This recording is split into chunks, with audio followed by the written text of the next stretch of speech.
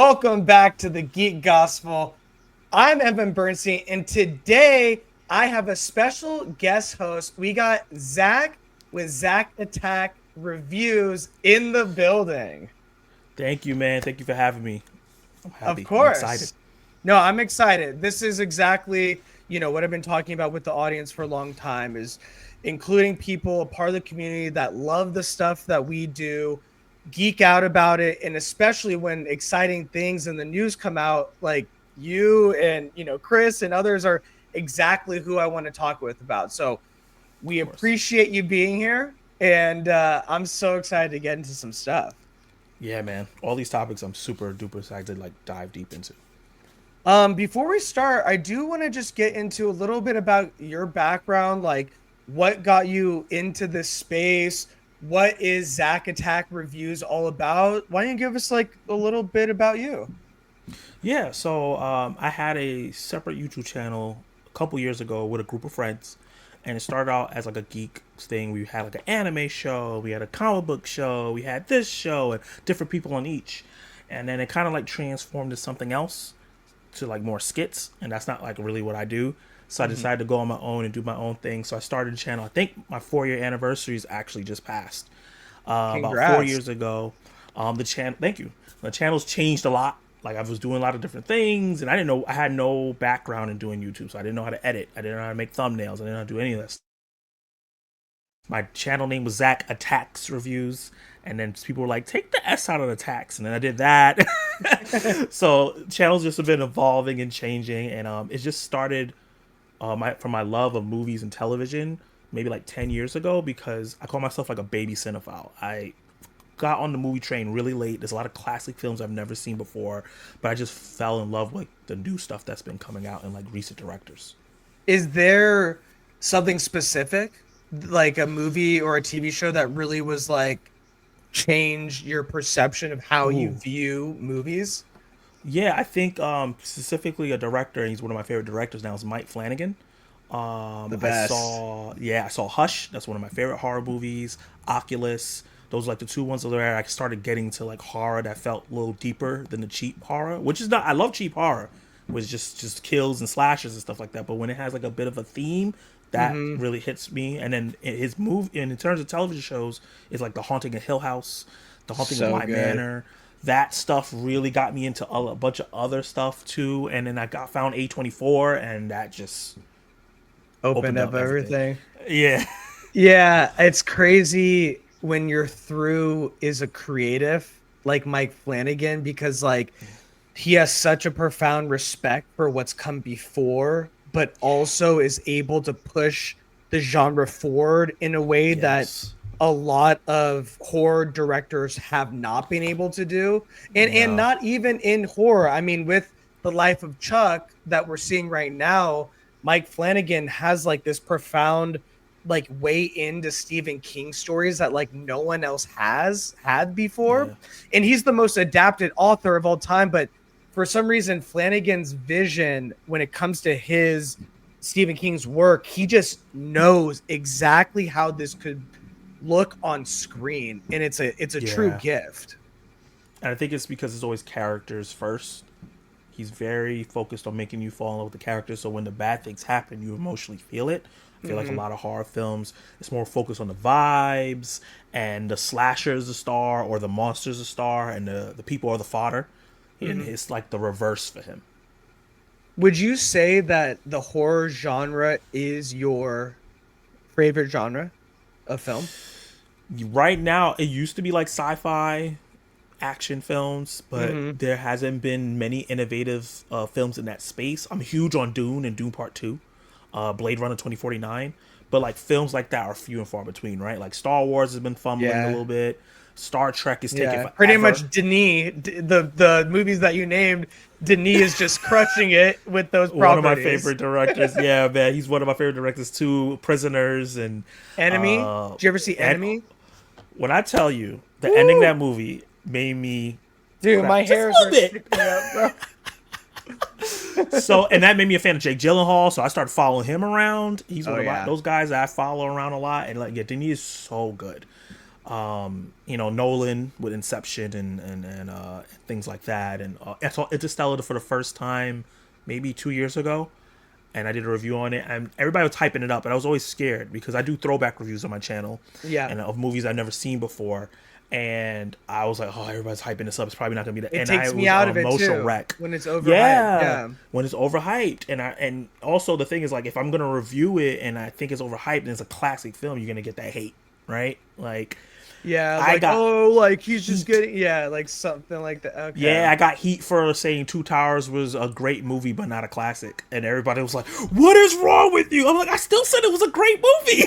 Yeah, the Tolkien heads are fearsome fan base for sure. Yeah, I learned real fast. That's awesome, dude. I love that. I mean, I guess mine, my bread and butter has always been in the sci-fi realm, I would say, when it comes to, Terminator 2, Aliens. I am more of an Yes. alien guy than Aliens, which is rare, I think, for film heads. They typically go Aliens, Yeah. just because James Cameron elevated what could be and it made it actiony. Yeah. Always down for a badass female hero, though. By the way, which Me too. I love. I love that it's not woke. Fuck what people say. I hate when they use that, and I love that James Cameron has been doing strong female leads in this space, sci-fi and action, which is not a lot of women get that opportunity. He has been No. championing it for years. So I Yeah. guess I've always had a soft spot for that. And then, yeah, man, like I told you, when you combine sci-fi and Hawaii, Lilo and Stitch is just like the best, bro. I haven't seen a live action film yet, but I do love the animated film so much. Same. It's one of the best animated films I've ever seen. And other people like Lilo and Stitch, I'm like, it's the heart of it. Like, yeah, there's a monster, there's some sci-fi aspect, but it's the heart of it that makes that movie so great. No, 100%. I agree. And I was a little bit older at that time with the animated. I was like 13, and that movie still hit hard for me. Like, even 1000. when I'm in my teenage years, I'm like, this is the best, bro. I Yeah. love this movie. And, you got like other animateds like Treasure Planet, and there was this like upheaval of what was it? AE. There was like some like animated sci-fi movie, and it was like Matt Damon was the voice. Yeah, I know what Some you're shit talking like about. The that. AE 8000 or something like. Yeah, Yeah, yeah, yeah. It something had a like weird that. But name. there was an upswell of animated sci-fi movies. You know what I Yeah, mean? and there And were so, one-offs, no yeah, sequels and stuff like that. Yeah. I love one-offs. We are so used to equalizing everything. Like, Yeah. Sinners should just be one movie. Do not Yeah. force him to make another one. It's You so know, personal. Like, don't do another one. 100%. And we're gonna get into Ryan Coogler in a minute, because the best part about him is all his films, no matter how big or small, are personal. That's like the Yeah. best part about him. Um, but yeah, I can't wait to get into it. Before we get into the news, I just want to see, is there any shows or movies that you've watched recently that you would recommend? Yeah, on the television side, I always recommend Abbott Elementary. We are Okay. missing that classic, fun, 20 episode series that everyone can watch and talk about it on Monday morning. So I definitely recommend Abbott Elementary. I also recommend watching Reacher if you want a really good, solid action show. Really, really great. In terms of movies, the last four films I watched, I had a really great streak. Final Destination Bloodlines, love that movie. It's one of the best horror movies of the year. Friendship from A24, one of the funniest movies I've seen in a long time. Bring Her Back. Oh my God. You've What a been on a horror roll. film. These are good ones. Yeah, and then Ballerina, right? Like, it was so damn good. I was worried because, like, oh, they're doing another spinoff. The show wasn't that great for John Wick, the Continental, but Ballerina is so damn good. So, like, it was just a really good streak of movies. That's fantastic. No, I've heard really good things. Obviously, I did an article where Lionsgate only let out early reviews that were positive. But I'm Yeah, like, don't all studios do that with their early reviews? Like, who are we kidding here? Like, this isn't a new yeah, thing. Um, but I love now that it's out. People are like, no, this is a fantastic entry into this franchise. So I'm really excited. Fortunately, my wife, I haven't gotten a chance to get her into the John Wick stuff. So mm, maybe this would be a good, back to strong female leads. Maybe this would yeah. be a good way to get Like her lead in. into it. Yeah, Yeah. you don't Yeah. have to watch the other films to enjoy this one. Perfect. Perfect. And his cameo, without too much spoiler territory, Mm-hmm. does it take away? Does it add to the texture of the movie? Does it seem out of left field, or did you enjoy that cameo? No, it was so when I saw the trailer, I was like, "Oh God, here we go. They're forcing him Yeah. in it." But in the movie, Anna de Armas is so good as the lead, and the story around her is drives her so well. You forget that he's in the movie, and then when he Perfect. pops up, you're like, "Oh!" And it's in the context of the film. It makes sense how they execute it, and it doesn't feel forced at all. Okay, perfect. And is it between like 2 and 3 or something like Yes, that? Did I hear? yeah. Okay. The Okay. events are you see part of the events of 3 Like in he's it, but it's not. excommunicado at that point. Yeah, yeah. Okay. Okay.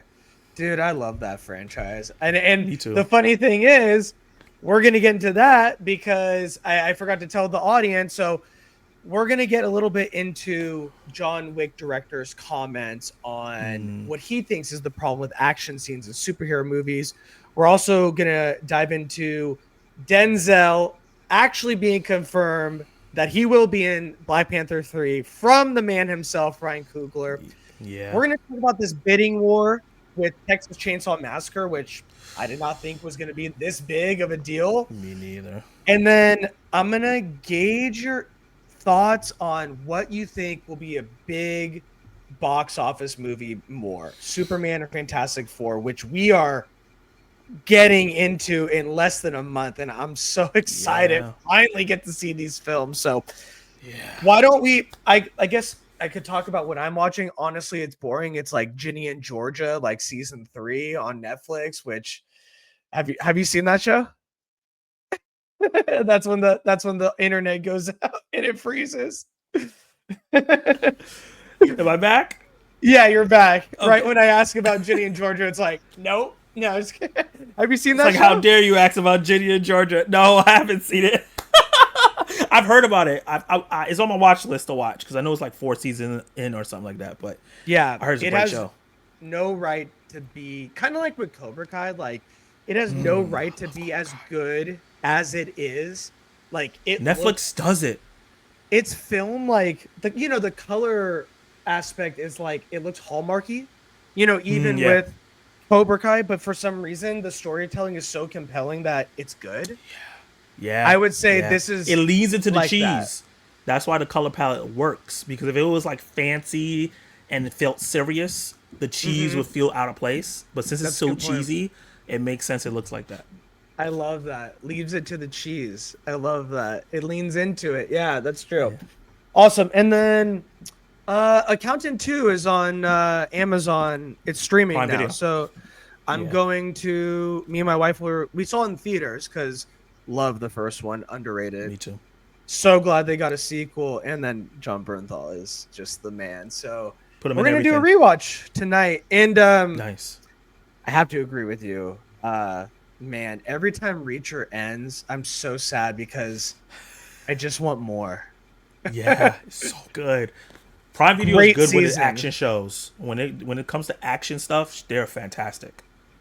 They say Amazon is like now the house of like the dad action shows, and Yeah. nothing wrong with that. But No. with the Terminal List and Jack Ryan and Reach, I'm like, yeah, that Yeah. tracks. It tracks. Awesome. All right. Well, let's get into it. So, with our first topic, you know, we have heard rumblings in the past, specifically when Denzel Washington was doing press for Gladiator 2. And one thing he let out was he's about to wrap up his career pretty soon. And the next thing Yeah. was I'm going to be in this. I'm going to be in that. Oh, and I'm going to be with Ryan Coogler in Black Panther 3. And we're like, what? Like, You just nothing. casually say that? Yeah, nothing was even, it's not even in production. Like, and so we didn't really hear much about it since. And there was some speculation of what this could be, if it's even true. Yeah. Now we have gotten confirmation from the man himself. And this comes to us from IGN. They say, legendary actor Denzel Washington will indeed star in Marvel's upcoming Black Panther 3, director Ryan Coogler has said. This news confirms what Washington himself hinted at last year. Washington's potential now confirmed involvement in Black Panther 3 previously triggered an early confirmation from Kevin Feige that the movie was indeed happening. While Black Panther 3 is yet to appear on any official Disney or Marvel production schedule, Feige acknowledged in December 2024 that this is now being planned. Speaking on 7 p.m. in Brooklyn podcast, which I love, with Mello, this week Coogler said, in quotes, "There's no fiction out there about that." When asked about to respond to Washington suggesting it would be in Black Panther 3, while playing a game of a true or false titled "Fuck with it" or "Fuck out of here," Coogler said Washington's comments were a big "fuck with it." Nice. This is the option that means, thank you, IGN, that it's true. Denzel. Boomers. Yeah. Thanks for the explaining. Denzel is family at this point, Coogler continued. I love that. I've been trying to work with him since day one. I think he's the greatest living actor in terms of what he means to our culture. Forget about it, man. So we have finally heard from the chef's mouth who is cooking up Black Panther 3 that, lo and behold, the first casting is Denzel Washington. And even when he opens his mouth, it's Denzel. So yeah, nobody's gonna put it past him. Like, it's fine, Denzel. You can announce it early. We'll follow your suit. So I want to ask you, Zach, first off, what do you think this means for Black Panther 3? And how do you see Denzel potentially fitting into a story of Black Panther 3, which, hearing rumblings, we are hearing that this could be in the next phase after Doomsday and Secret Wars, more in the X-Men saga. So based on those rumors for now, one, I know you're excited about Denzel, but two, how do you think he could play into a Black Panther story? And then one, what would you like him to be in a potential Black Panther 3? So it depends on what happens between Doomsday and Secret Wars. A lot of people believe that they're going to be introducing a multiversal T'Challa or aging up T'Challa Jr. So now that he is of age where he could be an adult and doing some timey-wimey stuff there. But still having Shuri in the mix as well, because I really like Shuri's character arc in Wakanda Forever. So what I think is going to happen, and the reason why I think Denzel will play this character from the comics named Tetu, he's a old sorceress that doesn't like new age way of ruling things, which is, you know, with Shuri being so young, she's probably going to be addict and great about that characters and have trying to get the better and really story where you have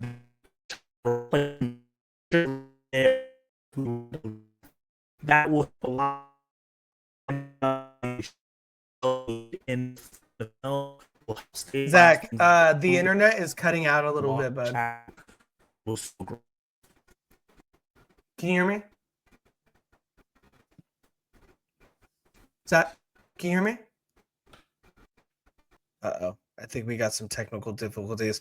Okay, no problem. So I'll give my little 2 cents until Zach can get back in here. But I'm very happy that it's now confirmed. I mean, this is Denzel Washington.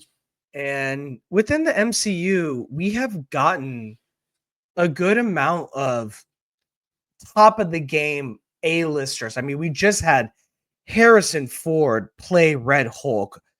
It seems like it's not just the young guns trying to make a name for themselves, but big actors want to play in the sandbox because one, it's fun. Two, it makes them a lot of money. And three, at this point, they have a lot of, you know, children, grandchildren, and family members that love this stuff. And so it's fun for them to be involved and have their kids and grandkids and so on and so forth enjoy it. So I think it's a three-pronged scenario when it comes to having someone like Denzel, such a big name in it, is that one, well, we went over the three things, but on top of that, I love that Ryan Coogler now is like, we're pretty much family, and I'm not hiding it. Like, yeah, he's gonna be in the film. He is the first confirmed cast member of Black Panther 3, which isn't even in production. So I think that's really cool, Ryan. At this point, he's not playing coy anymore. He's like, this is the facts. He is on the docket, and I cannot wait to work with him. So I think that is super exciting.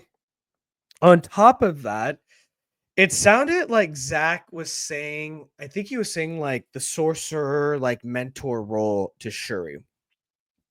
And I do like that in the sense that it follows the story of what came before with, in Wakanda Forever, Shuri taking over, being the new Black Panther, being the queen of Wakanda, but still being kind of thrusted into that position and really young.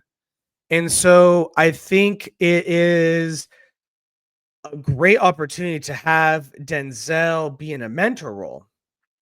Now, on the other hand, what would it be like to see Denzel in a villain role?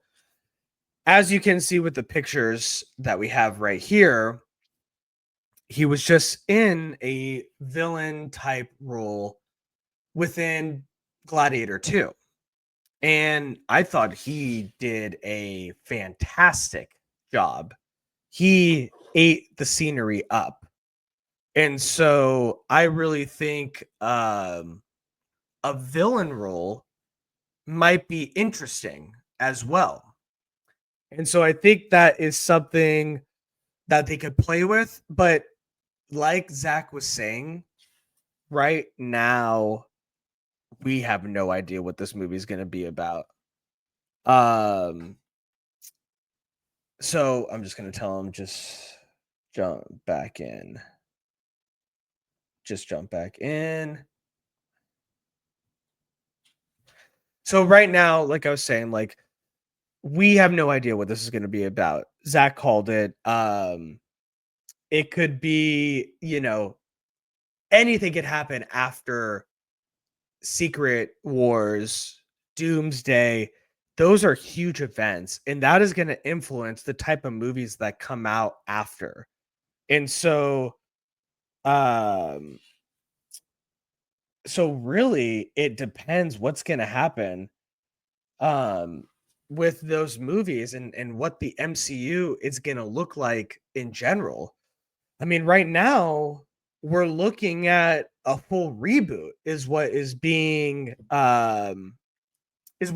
rumored. Of course, it's all rumors until we actually see the stuff. So that's what I think. I think it's fantastic.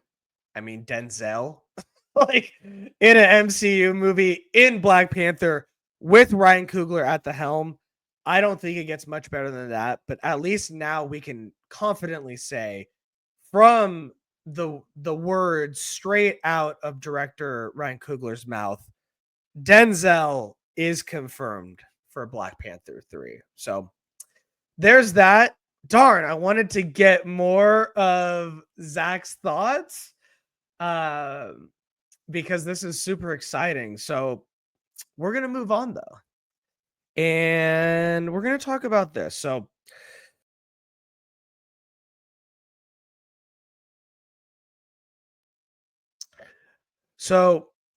right now there has been a bidding war between a lot of people for Texas Chainsaw Massacre. I'm like, am I reading that right? Who knew that Texas Chainsaw Massacre was going to be such a hot property?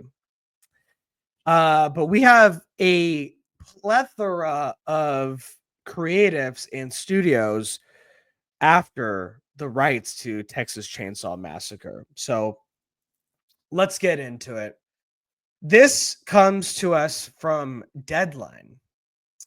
Deadline is saying that talks for who will wind up with the much prized Texas Chainsaw Massacre.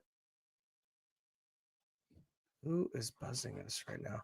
Everything that you don't want to happen on a show is happening right now. Getting buzzed in, Zach's internet, but it's okay. So this baby is hot. The bidding war is heating up, and Zach is rebooting his internet. But I want to get into what Deadline's saying. So basically, the IP Texas Chainsaw Massacre, the bidding will begin on Monday, as anywhere from 5 to 8 studios or streamers are vying for rights of the Toby Hooper and Kim Henkel created property that encompasses film, TV, live events, and games. Wild. TWE first told you about this beauty contest administered by Verve, the agency having repped rights to the slasher franchise since 2017. Exerbia Films is the primary production company behind Texas Chainsaw Massacre, with Pat Cassidy and the Henkel duo as producers. And there's no clear frontrunners for the bidding war at this time. However, there is some big name creatives that have emerged with a passion for the project. Myriad notable creative entities have teamed with studios to pitch Verve and the Texas Chainsaw Massacre right holders on their vision for the notorious killer Leatherface, who uses his chainsaw to go on a cannibalistic killing spree. Sounds like a hot commodity to get into. No surprise that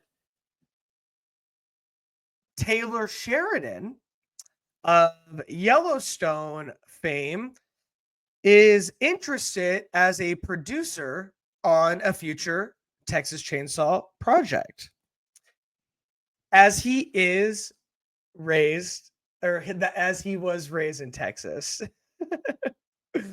So it seems like Taylor Sheridan is one of the bigger names.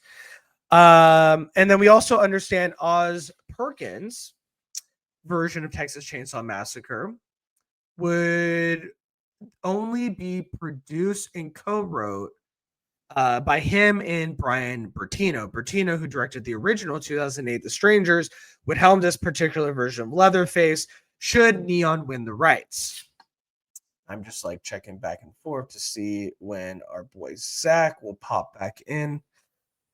We first reported that Strange Darlings, JT Molnar, and a Minecraft movie and weapons producer Roy Lee were kicking the tires. We understand that's a TV pitch aligned with A24 and will have Austin native Glenn Powell involved, but not starring. Separately, Lee has a feature film pitch for Texas Chainsaw Massacre that would be set up at Netflix. On top of that, we have another big name in the mix. Jordan Peele's Monkey Paw is another new party to emerge with an eye on the franchise and is also in a producing capacity. Monkey Paw has a production deal at Universal currently. These are big names, man. Tyler Sheridan, Wait, is it Taylor? I might have messed up his name. Oops. Taylor Sheridan, Osgood Perkins, who, is crushing it right now and is going to have a huge movie, I think, with Weapons coming out. Strange Darlings is really hot. And Roy Lee, producing Minecraft and a lot of hit movies that are coming out. And then you top that with A24 and Glenn Powell.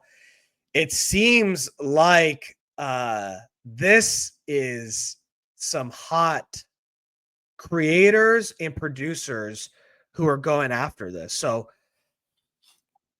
I'm surprised. I am extremely surprised. I did not think that these big of names, but we live in a world where IP is everything. And studios, creatives, producers are snatching up IP like it's I can't even think of a good analogy. Like it's what am I gonna do? Jingle All the Way, trying to get the Turbo Man doll. You like that one? So this bad boy is hot right now, and it seems like starting tomorrow, the bidding war is on, and we're gonna find out if one of these guys lands a pretty hot property within Texas Chainsaw Massacre. I remember when in 2003 this bad boy was rebooted, and basically I saw the movie opening weekend 2003. I was a freshman in high school, and my friends and I, when you're a freshman in football, you play the game early, pretty much before the lights even go on. You're like in the daytime, pretty much. At I think it's like a 3:30 game or something. And so we played our game, got showered, whatever, and then it was the seniors game, right? The varsity. And then we're watching the varsity, and we all planned to go see Texas Chainsaw after the game. And I remember it so vividly, leaving the game with my friends, getting driven, by the parents because we don't have our license. And I think this was before assigned seats where you can buy your seats. And so we are packed theater in the front row watching Texas Chainsaw Massacre opening weekend. And that bad boy did well. I think it's in here because it was with starring Jessica Biel, who was segueing from the seventh heaven of it all and trying to get into feature films. And this bad boy grossed 107 million, which I think at the time was really, really good. But for me, as a casual moviegoer kid, shit scared the hell out of me. And I was very frightened. It was a fantastic movie in the sense that the theater going experience was fun. The theater was packed. You got the screamers scared as hell. You got us kids, a group of young football lads, getting picked up by their parents after. I remember in the carpool when we got picked up from our parents and everyone's getting dropped off individually to their home. We got some people calling their parents, "Hey, can you get on the front porch and just wait there for me?" To their mom or dad because they didn't want to be waiting there alone on the porch getting into their house at night. So the job worked. It was frightening, to say the least. And it was a fantastic theater going experience. So I am excited to see what creatives can expand this IP and make it different make it fun, make it exciting, make it new, make it honor what came before, make it a dope TV series and movie series. I do see the potential, with Tyler Sheridan. Sorry about that. I don't even know. I'm from California. There's a Western accent coming out. With Taylor Sheridan, with Wind River and Landman and all the Yellowstone stuff. He is so good at showing like the indigenous people's history of America, how it was taken from white men, claimed as their own land now. Texas has a lot of indigenous people. It borders Mexico. I don't know. I think there's more you can do. You can dig deeper with these stories. And so call it woke, call it whatever you want it. Don't give a shit. But I think there is basically what I'm saying, some great, great creators that could take this IP and expand it even more into things that we could not even think of. So there's that. I'm excited about it. I think this looks like a really good time basically for the bidders because these are some hot names. There's going to be some fun bidding going on, some one upping each other. And so I can't wait to see who lands on top with this property. So I think we got Zach back in the house. Hold on, brother. All right, Zach. So basically, good to have you back. Can you hear me? Uh-oh, you're muted. I can't hear you. There you hear me now? Yes, sir. Yeah. So unfortunately, I went through the Denzel. Okay. That's fair. I went through the bidding war and Okay. was just wrapping up. But I want to pick your brain while I got you back, okay? Yeah. I'm just going to give you the names of the bidding war. So right now we have Taylor Sheridan, who is a Texas native. We have Osgood Perkins from Long Legs fame and Weapons, which looks to be incredible.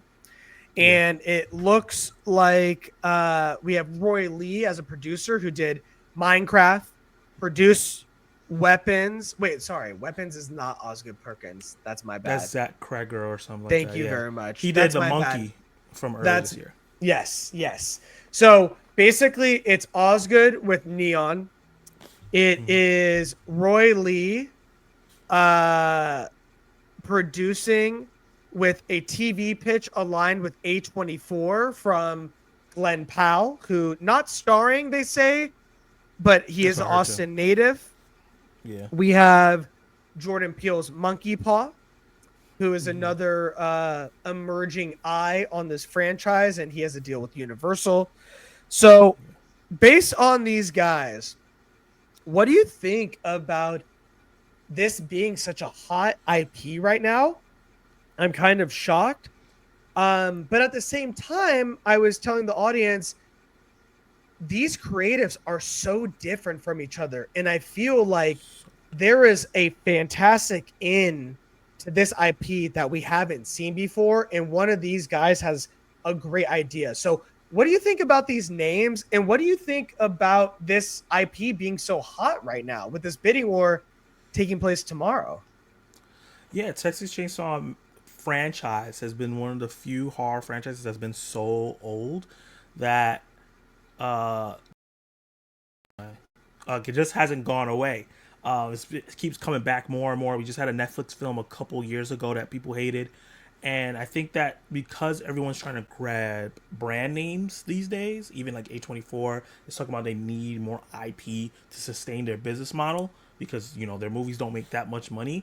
It makes sense. I think that, like you said, these are three very different or four different people. Like Taylor Sheridan leans more Western conservative. He's Texas native. I can see this being really like faithful to the original film. Jordan Peele's gonna do like flip it on his head and add some like commentary to it, and then Osgood Perkins is gonna make this a weird, trippy ass movie. So I kind of wish all three of them could make their own version of this because that all sounds really interesting. Seriously.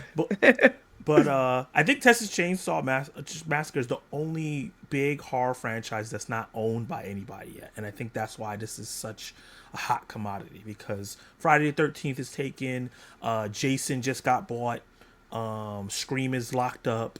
So when you think about all the horror icons, he's a little bit on a lower level, but he's the only one left to get. That's a good point. No, that is a good point. I was saying, with Taylor Sheridan, have you ever seen oh, now I'm blanking on it. Great. Yellowstone? Wind River. Wind River, yes, with Jeremy Renner. Yes. Yeah. Yes, and Elizabeth Olsen just pretty much got who are the two hottest Marvel people right now at the time? He has this interesting in with indigenous people understanding that, even being a Texan himself, that this land was taken, and then it is a new meaning, to the white people that fucking took it. And now the land means something to them. And he has this interesting way of like representing indigenous people as a white Texan dude, but understanding what happens to these women disappearing, the history there that comes with that. I'm wondering if he has an in that regard within this amazing. IP, right? Because you say the missing women, what does this film, how it started? It started with a woman being tortured.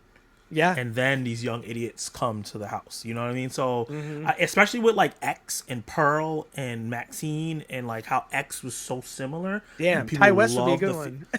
Yeah, Ty West actually would be a good one too. Because he captured that feeling so well. But I feel like people really loved X. I think that's the most beloved of the three films. And I think that if he can pull that off, that feel, but also adding that commentary, having a story about missing indigenous people and maybe someone investigating it and maybe expanding on the Texas Chainsaw family or his family members, I think that would be really, really cool. Yeah, I think you're right. I think every one of these creatives, I mean, look at Jordan Peele's movies. I mean, the subtext there is just masterful, the way that he thinks and represents these things on screen, that everyone, there's potential for something new in a storied franchise like this. And before you got on, I was telling you in 2003, when this bad boy was rebooted, the Jessica Biel one, I was a freshman and I played football. We got out, early, it's like a 3:30 game. And then we see the varsity game. And then all our friends decided to go see Texas Chainsaw opening night. And, our parents drive us there. This is before you reserve your seats. So theater's packed. I'm in the front row, no neck problems back then, thank God. But just looking up. And then on the way home, I got friends in the car being like, "Hey, Mom, can you come on the front porch just to like greet us? We're coming up now." Just frightened as all hell from the movie.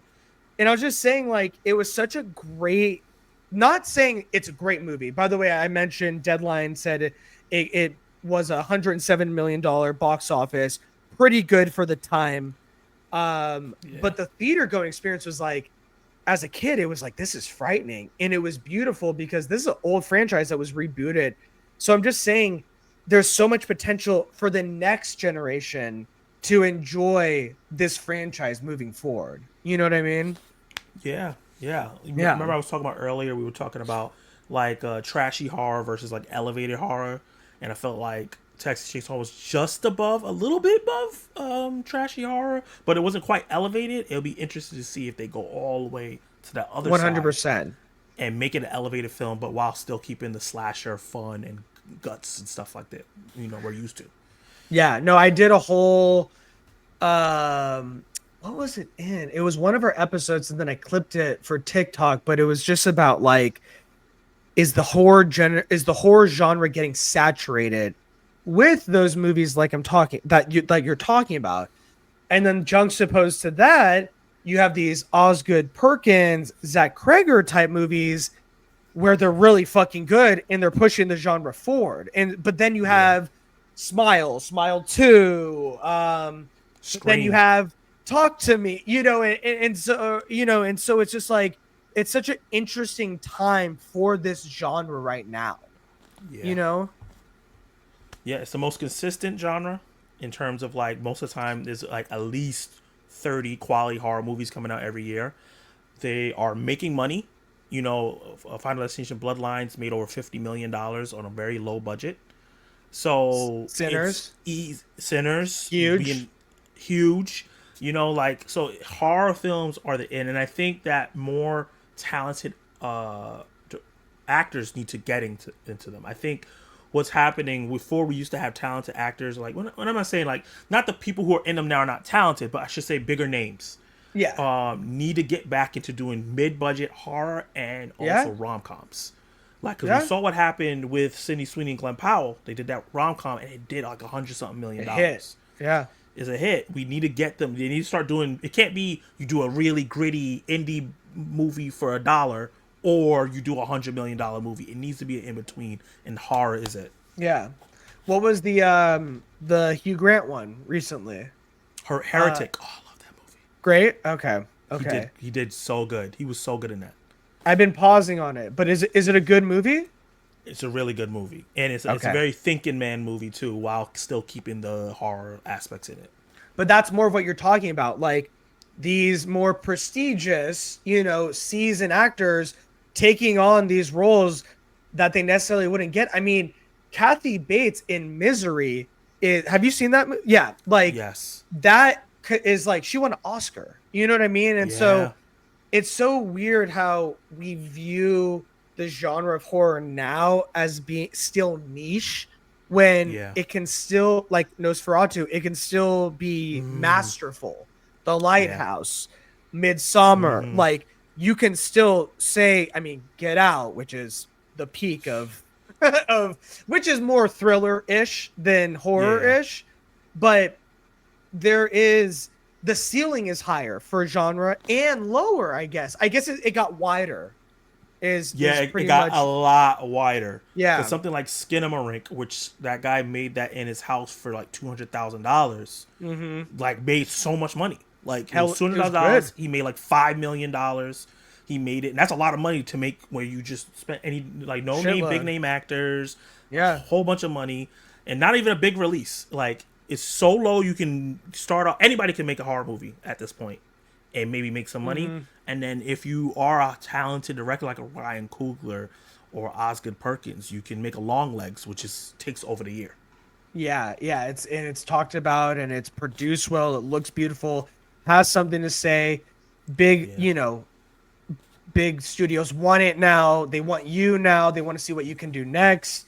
So yeah. I agree. So that's that for the bidding war for Texas Chainsaw Massacre. Let us know what you guys think. Do you think this has potential to be something, really special depending on which one of these creatives get it? Or is it not really on your radar? You want some more, Final Destination? Let us know what you think in the comments below. All right, Yeah. moving on to this. I was really excited to gauge your interest, especially since you just saw Ballerina. So, as we know, in the past 10 years, the John Wick franchise has become the staple of action, big blockbuster action movies made for a modest amount and does gangbusters in the theater. Not only that, when Chad Stileski and oh man, I'm blanking. Do you know the other creator's name? It's like I'm blanking on it. I'm blanking on his name. Yeah, is he? When Did he start doing Nobody? Is that him? I think so. Yeah, these guys are just so hot, but pretty Yeah. much they kind of reinvented because they do have a fight choreography stunt background, how we Mm-hmm. view action in action movies today and how they are filmed.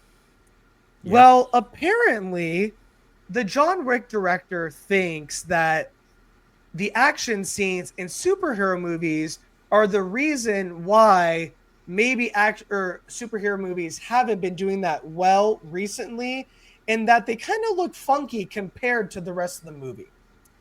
This Mm. comes to us from comicbookmovie.com. They're saying that superhero movies frequently deliver epic, awe-inspiring action scenes. However, when something like John Wick comes along, it still somehow feels like a breath of fresh air, as did the grounded, bloody fights we saw in Daredevil Born Again. Mm. During a recent interview with The Hollywood Reporter, John Wick franchise director Chad Stileski was asked to share his thoughts on the mistakes he sees other action franchises making. He says, please make sure you print this. This is my only opinion, and my opinion is no better or worse than anybody else's. Some things I think don't work, might work for some people. It's the execution. Like with Die Hard, there's not a lot of action. The whole thing takes place on 3 floors of a building, but John McClane is a great character. When he runs through the glass barefoot, I'm freaking in. That's what you have to do. And I could do the exact same choreography that's in John Wick, but if you didn't love Keanu Reeves as John Wick, we wouldn't be talking right now. For the longest time, the industry consensus was it's not about the action, it's about the story. That's not Mm. true. And then there was it's not about the stories, it's about the action. That's not true. You have to conceive the whole thing together. So, biggest problem with action movies is people think they're making two separate films. The story doesn't stop just because there's punching and kicking. In some of the superhero stuff, when a second unit guy is doing half the movie, everything looks different during the action. Even the Mm. coloring and editing is different. The film never feels aligned. So if you don't want to shoot your own action, then don't do the movie. Whether it's Steven Spielberg, Christopher Nolan, Guy Ritchie, or the Wachowskis, they all shoot their own action. So I love that Chad is being so honest with his Yeah. opinion of this.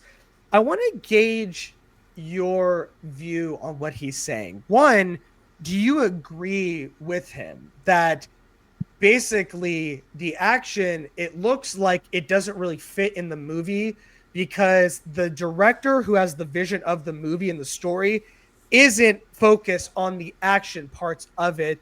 Or do you think that no, like with Shang-Chi and other movies, like there's great action and that didn't take me out of it? I'd love to hear your thoughts. I do think it's a case by case situation because you brought up Shang-Chi, and that's such a great MCU film. The action does feel like it flows within the movie, but I do think Daniel, I'm forgetting what his rest of his name is, Daniel Destin Cretton, or maybe Yep, you Destin got Daniel it. Cretton.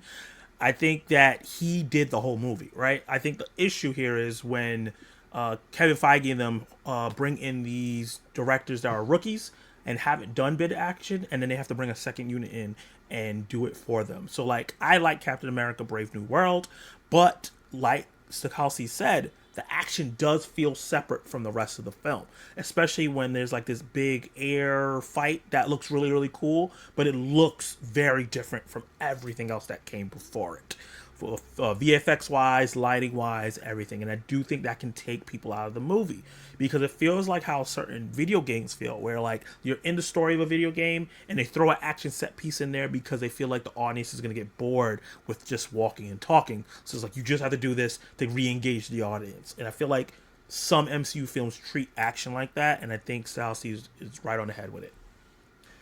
Yeah, I tend to agree with you. I think I definitely understand what he's saying, and we have to also take it with a grain of salt because like this is the action director. Like Yeah. his background is stunts. He's been on the sets. He's been sidelined when maybe he wanted to do stunts that the director did not have in mind. And so it came out differently than he had hoped because he was not the name that he is now, where he can do Yeah. these things with his franchise.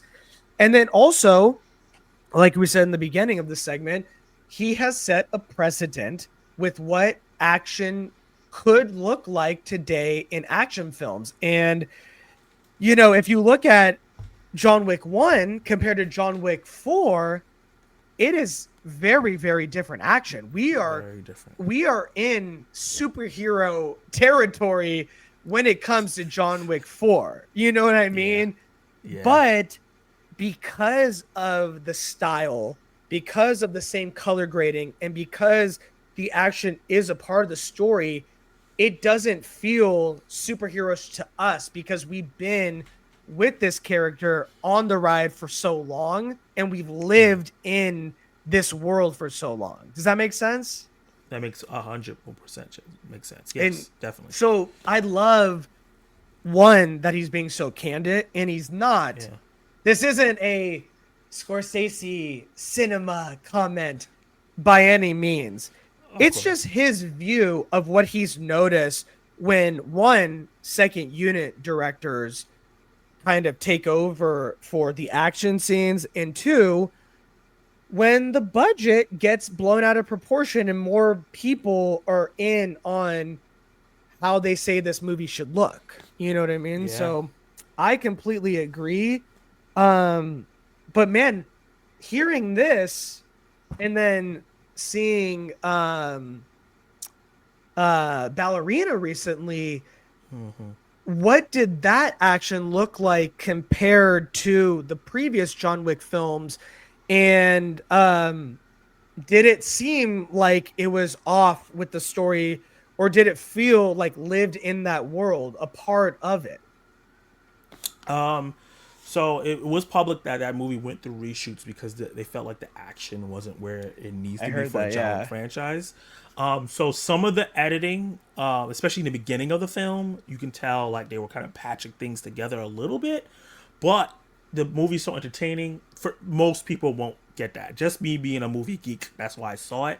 But production value wise, this movie feels Ballerina feels like John Wick 3.5, if that makes sense. So it has some a bit. It starts off with John Wick 3, but it starts leaning into the production quality of John Wick 4. It never reaches there fully, but it gets really close to there. So the movie looks amazing. The action sequences are hard hitting, and honestly, the action sequences in this movie are more innovative than the action sequences in the past ones because the character is so different from Keanu Reeves' John Wick. So I think it's right. I never felt like when she was talking to someone versus when she was in the action scene, it was a completely different situation, or like it was just green screen all of a sudden. If it was very, very consistent, even where you can tell maybe it was edited and patched together. Awesome. That's really good to hear. No, I mean, I've only seen the trailers or, first looks, stuff like that, but it looks really good. And Yeah. do you know, did Stileski do the action reshoots of it? Yeah. Because I know Weissman was the original, Len Wiseman was the original Yeah. director. Yeah. Um, but it's kind of like a Rogue One scenario. You know what I mean? Where the reshoots was done by Tony Gilroy, who really made what people love about that film. Not to take Yeah. away from, I always get this mixed up, Gareth Evans? Not I think it's Edwards, Garrett right? F. Yeah. I'll I Google. get those. Me and Chris, like, we're talking about that in like the Godzilla one for so long. We kept mixing their It's names. Edwards. It's Gareth It Edwards. is Edwards, not Evans. Yeah. Thank you. Okay. Yeah. Um, but it was very similar. You know what I mean? Like you had to have someone come in because it just and this is probably why he's talking about it. It looked wonky. It didn't Yeah. look like it was a part of the movie. It looked like cutscenes from something a little bit different. So Yeah. it's interesting, but I love how candid he is with like how honest he is about like action scenes today.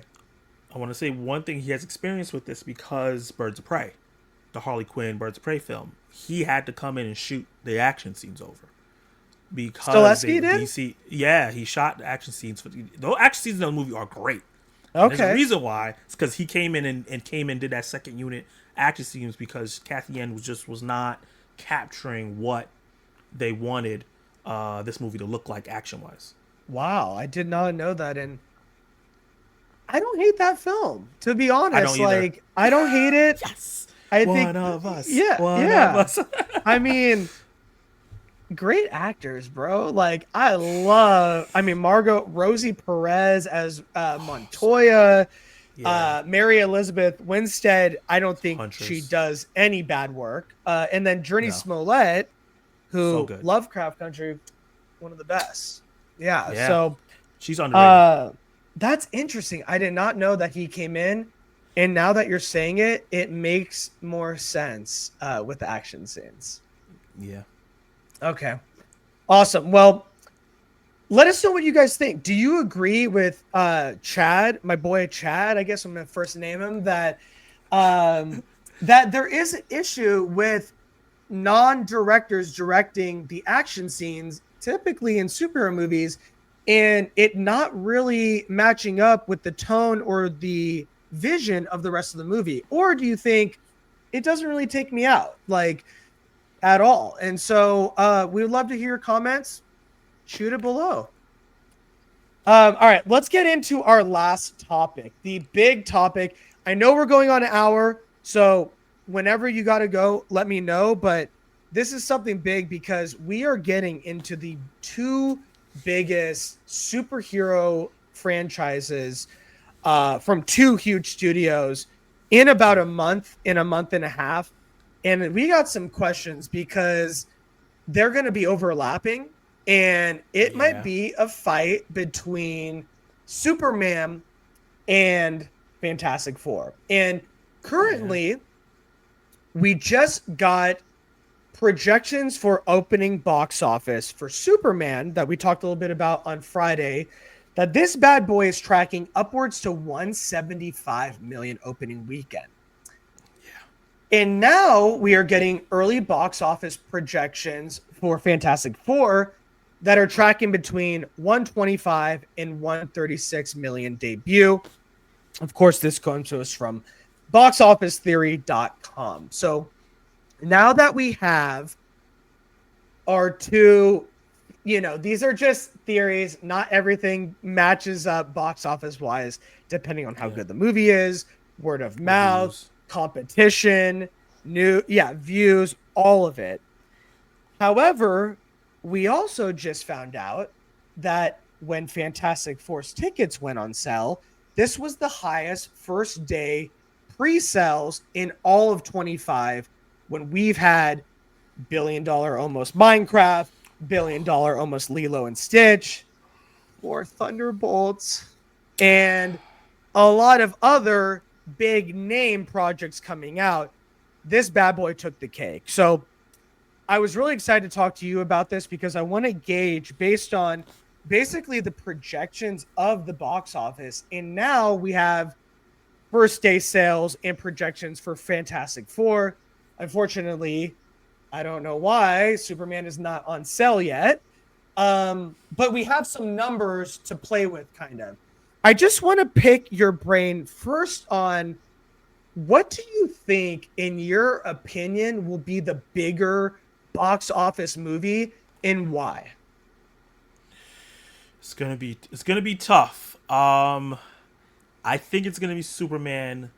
One big reason. I have this theory of franchise momentum, and when your franchise is hot, like the MCU used to be, and it leads into the next film, into the next film, the next film. Even films that maybe not be as good still do really good, but because the MCU's been kind of on a decline in terms of popularity, I can see it affecting Fantastic Four for multiple reasons, right? Brave New World and Thunderbolts just did not hit the way they should have, especially Thunderbolts, which is more regarded and more people like, critics and audiences. So I can see that being like, okay, I'm not really caring about Fantastic Four because we're gonna have another juggernaut that month, Jurassic World Rebirth. People are sleeping on that movie.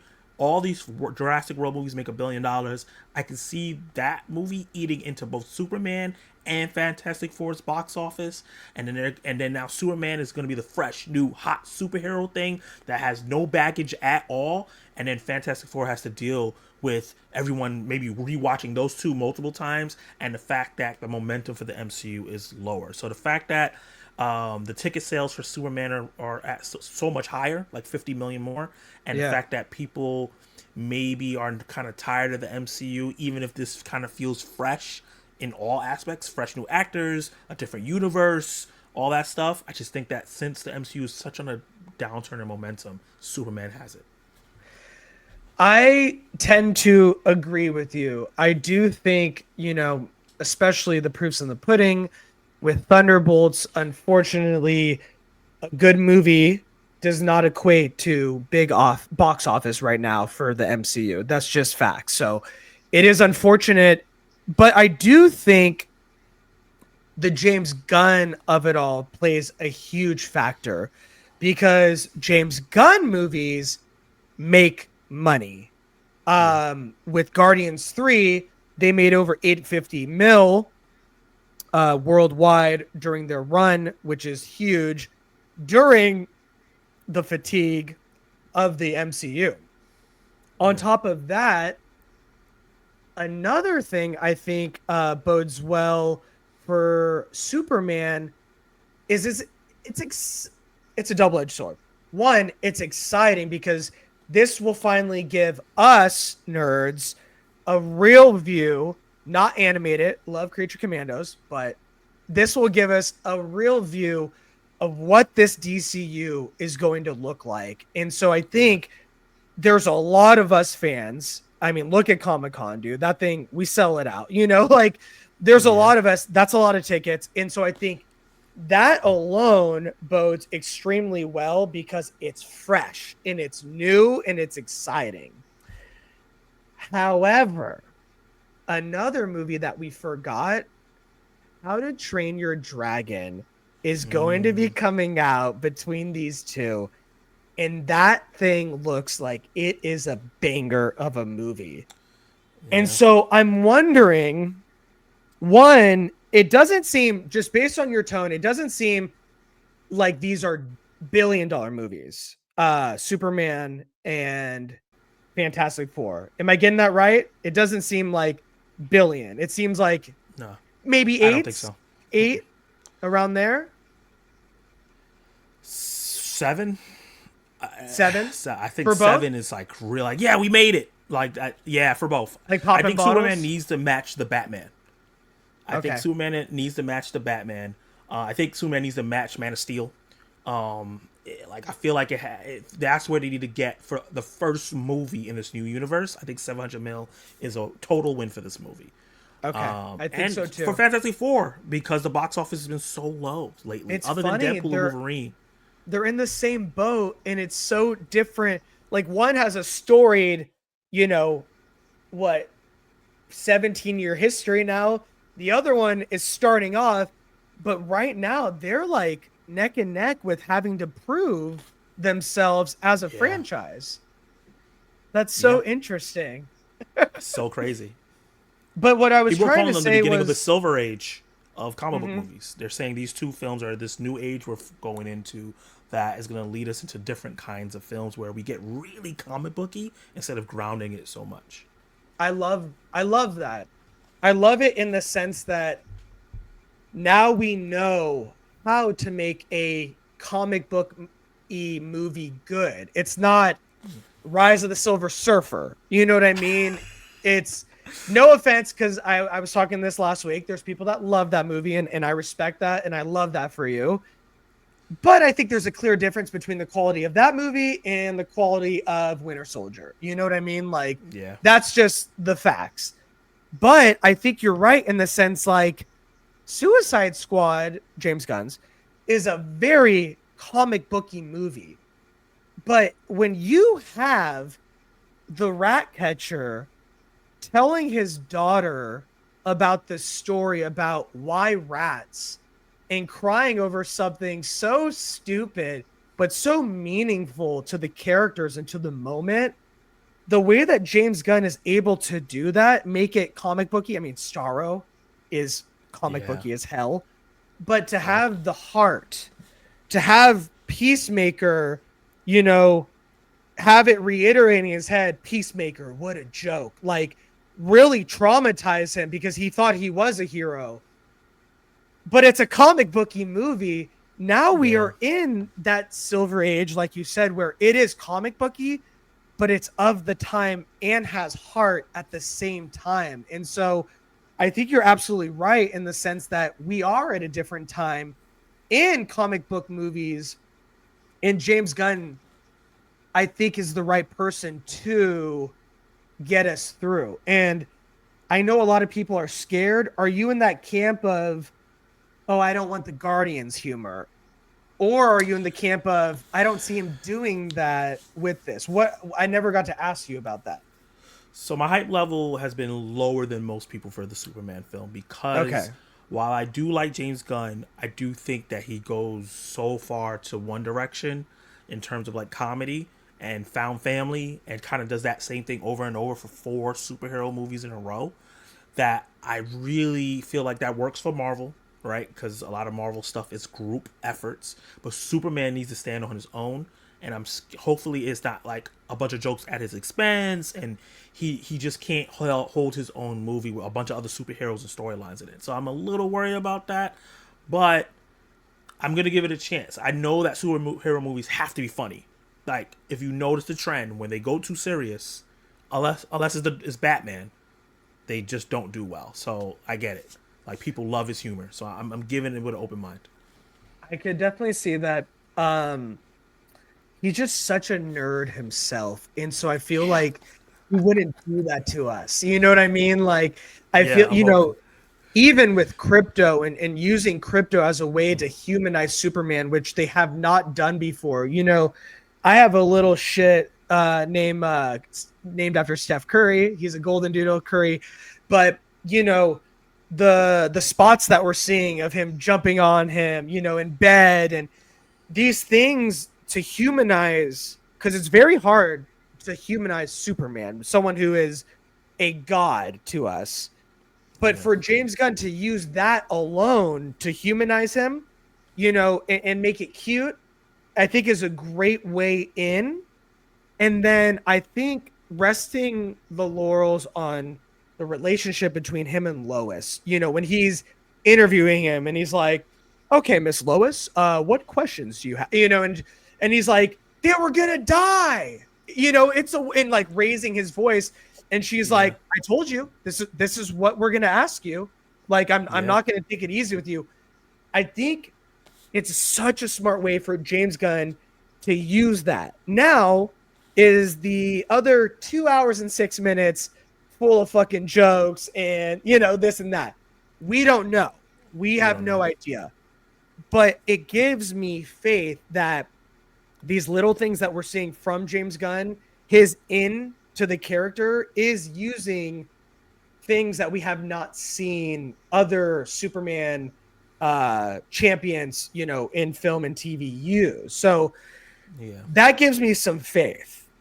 Also, what this conversation is showing me, we're talking a lot more about Superman, which means that yes, I think we are a little bit more excited for something new, a new world, a new DCU.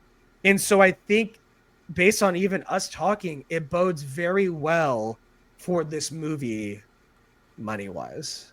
yeah. Because we kind of, we don't know what to expect with Superman, right? Because we don't know what the tone of the DCU is gonna be. With MCU, kind of always know what you're gonna get in each movie. Sometimes it throws you for a loop, and we don't get what you expect, and sometimes that works out, sometimes it doesn't. But for the most part, we kind of know what we're gonna get out of the Fantastic Four. So, and that's the problem when Yeah, you announce too many movies in advance. We 100%. know this person's not gonna die. This person's not gonna die. This is probably gonna have to happen because that next movie is coming. We don't know Mm-hmm. what's coming. That's in the DCU. We just know Yeah, we saw Supergirl's the coming. chairs for Marvel. Yeah, that was as We know fun you're as in that it. was. They should have done that. I know. um, yeah, Yeah, we were like, well, from Thunderbolts, Taskmaster is not going to be in it. No fucking Yeah. chair. You know what I mean? Yeah. Yeah, no, I agree. I think the um the mystery of what this movie could be is what will initially draw people more. As you can see, it's tracking more, right? First weekend. However, if Curry, he wants fantastic. He wants to talk about Fantastic Four. If Fantastic Four is a good movie, Yeah. then and it's so funny because these things are coming around the same time. So it's like they're going to affect each other, because if Superman is a good movie, people are going to be in the mood to see another superhero movie. And we got Fantastic Four coming out in 2 weeks. Then on top of that, if Fantastic Four is a good movie and Superman is a good movie, then it's like we want to go see Superman again. You know what I mean? So these things doing well or being just a good movie, it bodes well for each other. On the other hand, if Superman is not reviewed well, and there is bad talk going into the 2 weeks to Fantastic Four, it's going to hurt the movie as well. You know what I mean? Talk about Jurassic World, right? Like, if Jurassic World's a banger, I think it comes out a week before Superman does. If that's a banger and everybody's like excited, if you see a great movie, it makes you want to go to the movies the following week. So if Jurassic World is amazing, it doesn't have to be a deep movie. If it's just a fun popcorn dinosaurs eating people film and everybody loves it, and then it goes straight into Superman, which also has kaijus. Yep. So they could play into that. James Gunn will be smart to play into the fact that kaijus are in there, even if they're in there for a short amount of time, to get people like, oh, I want to see another monster film, right into Superman. I think that could bode well for both these films. Well, I 100% agree. And the winners of the summer is us, because this is a great summer for genre films. And it started with Minecraft, which was a surprise box office smash. Lilo and Stitch, I said it was going to reach $1 billion. I think that bad boy still has legs. Thunderbolts, not a lot of money, but a great movie. And so to leave it off, I want to ask you, is it more important for these movies to be good or to make a bunch of money? Ooh, these two? It's more important for Superman to be good, because the trust in the DC brand is not there yet still, because of what happened in the DCEU, for general audiences at least. It's more important for Fantastic Four to make money than be a great movie, just because we still need to show that a singular MCU film that doesn't have a bunch of crossovers and multiverse stuff and characters teaming up can still do well. So I think that's the difference. I think Superman has to be good. It has to be like the people who do see it love it, even if it doesn't make a bunch of money. If it makes $500 million, but everybody that saw it loved it, they have something to build off. But if it makes $700 million, but it tanks in terms of like reviews and word of mouth, then it's not going to help Supergirl and the rest of the films coming out. I agree, because we just had a good MCU movie that didn't make a lot of money. You can't do that twice in the same summer. You can't have a good Fantastic Four movie, but nobody saw it. That cannot happen. Like, I think you're right. Like, it needs to be good, and it needs to get around 700. It does. It needs to get around 700, and that will be a huge win for them. And then, shit, we gotta wait till May. Next year. Is it for Spider-Man or June? It's because remember it was going to be between. It was going to be between, and now I'm hearing, dude, we're going to have another battle next year. Now I'm hearing Supergirl might move into that May spot that Doomsday was going to be in. So we might have a Supergirl versus Spider-Man, and I'd never want to go up against Spider-Man. I'm just saying. But that of the also big battle, Doom 3 versus Doomsday. Yeah, that's Doomsday. even bigger. Doomsday. Doomsday. That's crazy. They're gonna. I guarantee they will move Dune back. Sorry, back. Yeah. Is it? They're gonna do a November release with Dune, and Yeah, then they so have they to. don't need to go against Avengers in December, and that gives them a Yeah. good month over. A month, and we've seen Dune do well in November November. before, Yeah. Yeah. and damn, at that time, we're gonna be getting Stranger Things, Dune, like the genre of it all in November. It's gonna be Just give like it to me all. Thanksgiving. Yeah, I'm be at the dinner table. I'm be thankful for a lot of nerdy shit that my family is not gonna care about. Yep, it's gonna be me solo talking to everybody online. Oh my god, this is so good because my family's like, ugh. Yeah, they don't want to hear. But I will say, I have had my dad and my mom solo Bart. That's the train for the Bay Area. Bart from the East Bay to San Francisco to go see a Star Wars with me on opening night. So they are not nerds by any means, but those films, they're like, it's worth going to see it with your kids. And so I respect that. And that's why Nice. we love this shit, right? Is because a lot of times, like, we either went with friends when we were younger, our parents took us when we were younger. You know what I mean? So there's Yeah. like this nostalgia of it all. And Yeah. I don't know how old you are, but man, a whole young generation grew up with the MCU. You know what I Yeah. mean? It's their Star Wars. Yeah, it's their Star Wars. And, 2008, I was like, I keep fucking giving my age away. Like 18 or 19, you know what I mean? So I was by 18 as then, well. what? I was Are 18 we as well. okay? So we're like basically around the same age. So by then, Yeah. we already grew up with like, you know, Thomas Jane as the Punisher and Ben Affleck's Daredevil and Yeah. the X-Men and Last Blade. Stand. And, and so we had this like Yeah. mix of what it could be and what we would never want it to be again. But then these kids had banger after banger. And now you guys are complaining? Like, come on. You got to continue People who with the complain ride. about phase 4 and 5, I'm like, you guys don't realize what we used to get. How First of blessed. all, Yeah, they were so far apart. I It know. would take so long for superhero content on TV or film. Now we're getting it consistently across multiple companies. Right? We got The 100%. Boys. Valiant is trying to start up their universe. We have Yep. Invincible. We have so much. We have original stuff like Supercell on Netflix. Like I know. I saw you nev- post about season 2 comment, and I was like, "Damn!" I've been wondering when are we gonna get. I love season 1. It was fantastic.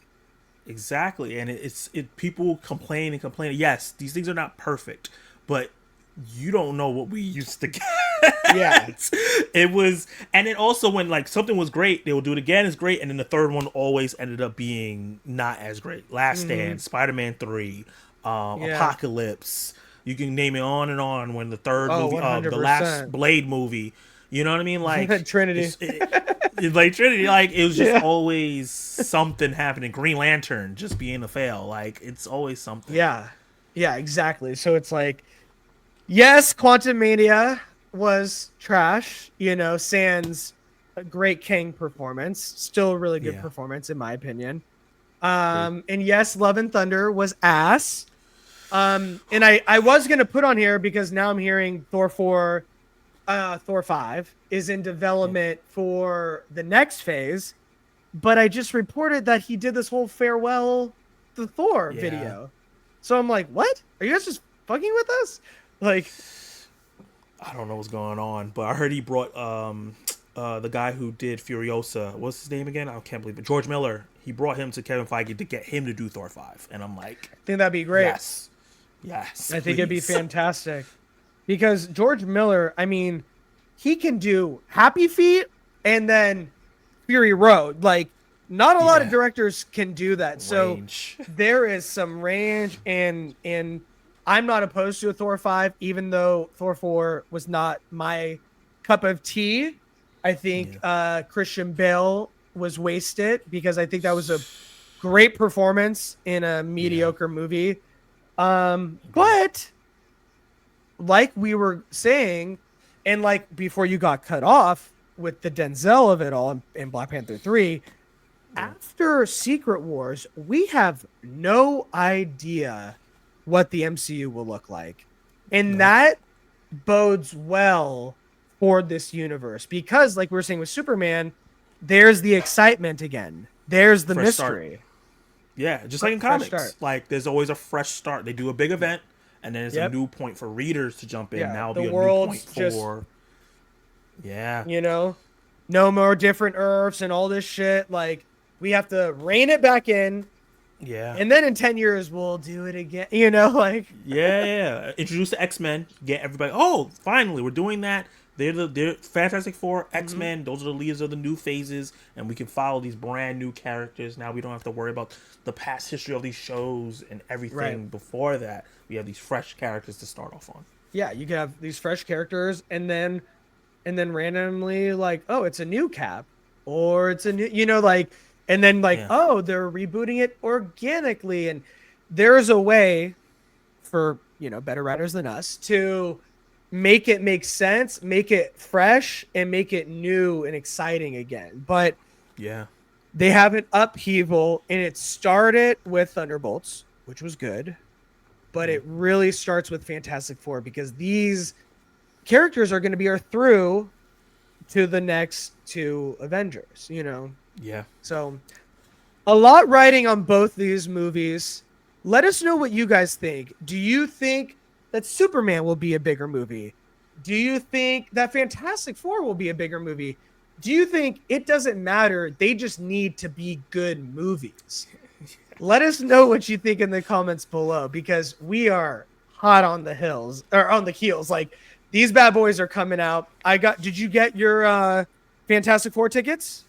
Yeah, I usually wait till a week before, but I just went to go check my app, and I was like, "Oh my god, all the seats I like are almost taken. Let me get it right now." That bodes well because weirdly with Thunderbolts seats available, Sinners I saw opening weekend. It came out the day before. My wife and I have the same birthday. It came out the day before her birthday. It was our first birthday celebration. Nice. Seats were open. I'm like, what the hell? Like, this is Yeah. so good. Like this, and then started filling in.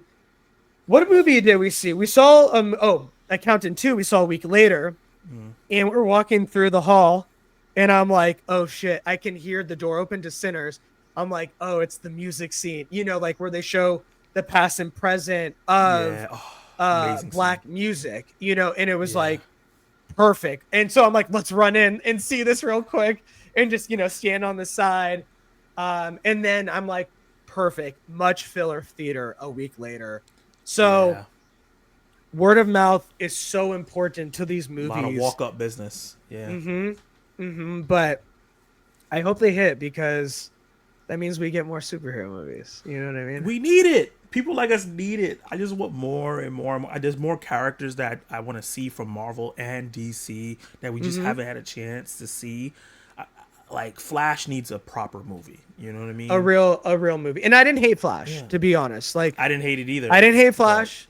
I watched 5 seasons of Flash and then fell off because it was getting kind of crazy. My grandma, my 90-year-old grandma, was into Flash. Nice. Yeah, she even watched it. I'm like, damn, you follow along? That's wild. So yeah, I think there's a lot of properties due for some really good treatments. And so it only depends if these movies hit. You know what I mean? Yes. So go to the theater, see these movies. The good thing is James Gunn is doing, you don't always have to go to the theater. Lanterns looks like it's very interesting project that's coming out. So I love that he's hitting all these different bases. So it's an exciting time. Like we can be as critical as we want, but I think stopping it at the door just so you have an opportunity to enjoy the film is something that's hard for a lot of us fans, but it's something that's necessary in order to get the most out of the movie. I agree. Yeah.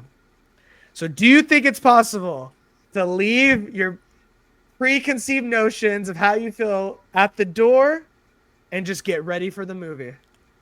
Yeah, for me, that's exactly what I do because I review movies. I have to. I can't That's go in good. there with a preconceived notion. The only And time it's that's not recently easy. happened is Wicked, right? Like I Yeah. was down on Wicked. I was like, it looks terrible, and I went in there, arms folded, Oh, it got and then you. and it got me. And I was like, oh my god, this is a great. So yeah, for the most part, I go in with an open mind and I accept what they are telling me and not what I think it should be. I think a lot of people try to watch things and it's like it's not what they think it should be, so it's a bad movie versus Mhm. like this is a story that they're telling and it is a good movie. It's just not what you thought it was going to be.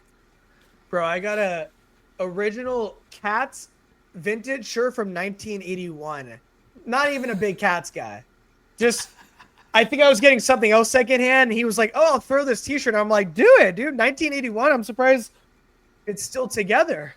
Yeah. But It's not that's so broken up funny. apart. I love when that happens, when you're happily surprised by a movie like Wicked, who happily surprised a ton of people. Yeah.